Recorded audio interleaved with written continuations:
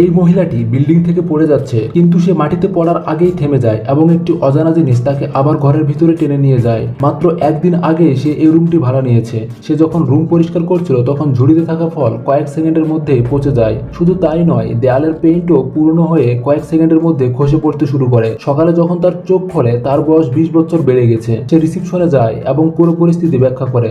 লোকটি বলে যে আপনি এই জায়গা ছেড়ে যেতে পারবেন না, কারণ আপনার একটি চুক্তি আছে। তারপর সে ডাক্তারের কাছে যায়, কিন্তু ডাক্তার তাকে বলে যে তার একজন সাইকিয়াট্রিস্ট দরকার। বাড়িতে আসার পর দেখে সে বুড়িতে পরিণত হচ্ছে। শুধু তাই নয়, তার দাঁতও পড়তে শুরু করে। তাই সে আবার রিসিপশনে যায়। লোকটি তাকে আবারও বলে যে আপনার একটি চুক্তি আছে, আপনি এখান থেকে যেতে পারবেন না। এরপর সে বিরক্ত হয়ে পেট্রোল ঢেলে দেয় যাতে সে এই বাড়িতে আগুন দিতে পারে, কিন্তু ঘরের ভিতরের সময় এমন বেগে বাড়তে থাকে যে আগুন জ্বালানোর আগে পেট্রোল শুকিয়ে যায়। সে অজ্ঞান হয়ে পড়ে যায়। পরে রিসিপশনের ছেলেটি সেখানে এসে পড়ে। সে তার মুখ থেকে কিছু একটা বের করে।